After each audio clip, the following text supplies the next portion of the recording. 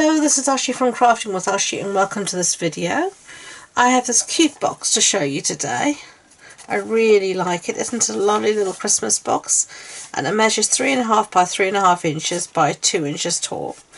And this box actually holds some of our 3x4 cards, 3x3 cards. And if you watch the next video that's going to come out, you'll see how we made those 3x3 cards. So there we go. Isn't it gorgeous?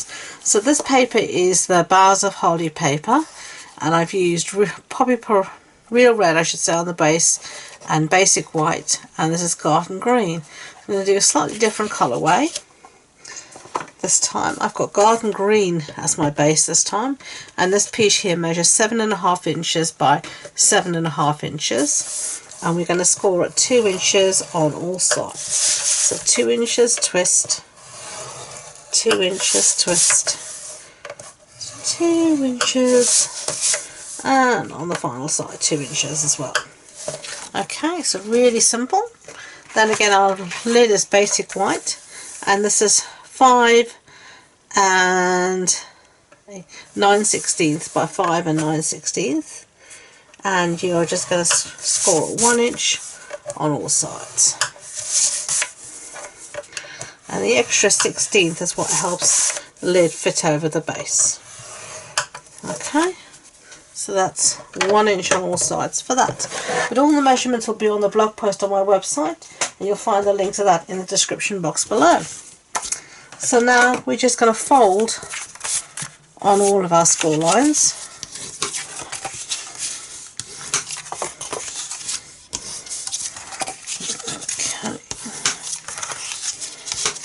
So that's that one done, and then the same with our base. Just fold on these score lines, and this is when the bone folder is invaluable. Really helps you get a lovely crisp fold. Okay, so time to do some cutting. So we're going to cut along the score line up until the 2 inch score line, so just like that. And then just like that, and then we're going to just mitre each of these little tabs like that, and then you're just going to cut up a tiny bit away, usually just about 1/4 of the tab. So you're just going to mitre the tab like that, and this just helps the box fit together more easily. So now I'm going to do the same that I've done here for this side, and then I'm going to do exactly the same on the lid. Okay, so there is our base and our lid. As you can see, I've mitered the corners and just cut them down slightly on all of our corners, as you can see here. So now it's time to put some designer series paper down. And the designer period paper I've got here is the Sweetest Christmas. And I don't know which side to use. Which one do you want to use? This one or this one? I think I'm going to use the stripes. So let's get some glue on this.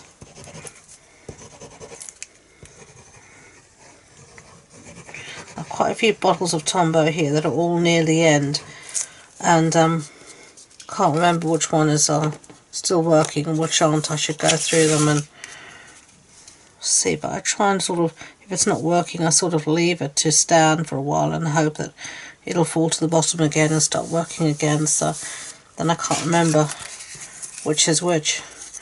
Very clever of me, as you can imagine. Okay.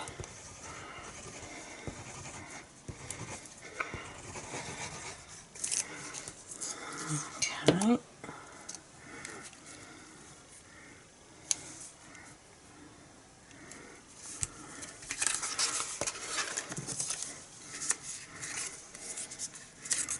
I'm trying to see which I like better, where there's any ones that I can match, match patterns up as much as I can. I'm not too faff, but if I can match them up, I will.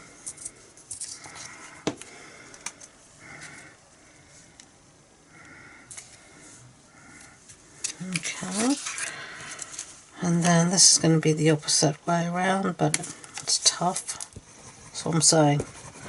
I'm not too phased about it. If you really want to, you can.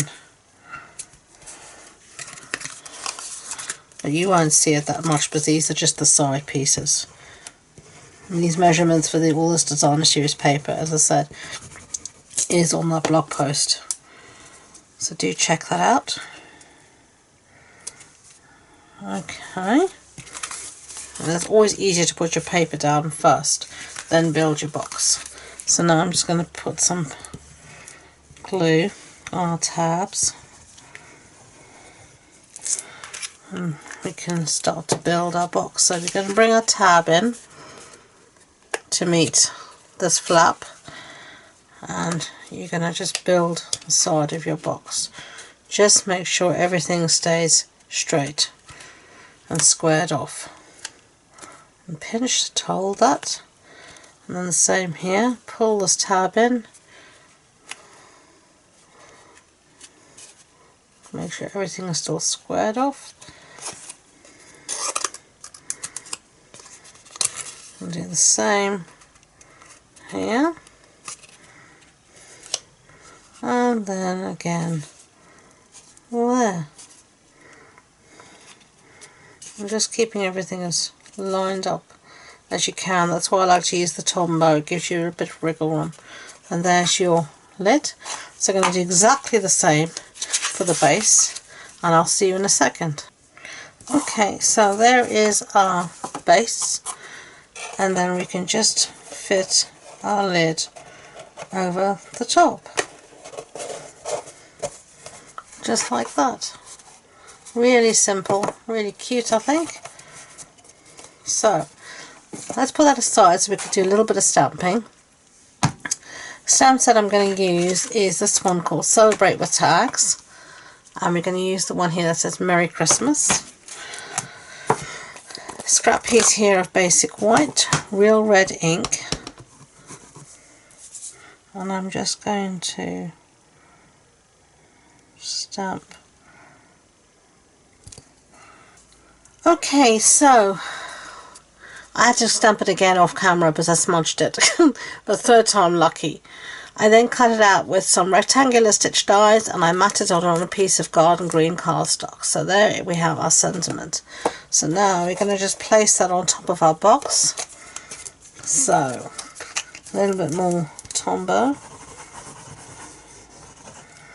There we go. And on the original I didn't mat, but I felt that against the white, the stripe, it needed something just so it could pop a bit better. So that's what we've got so far. I then also did this bow offline. You didn't need to see me struggling with a bow. And this is the garden green combo ribbon. And you can see it's a combination. You've got this green and you get real red as well. So it's really nice ribbon. And we're just going to put this down using glue dots. So let's stick that in the corner there, like that. Isn't that pretty? And then finishing touches, I've got some of these red rhinestones. And I'm just going to put a few here, just underneath the ribbon.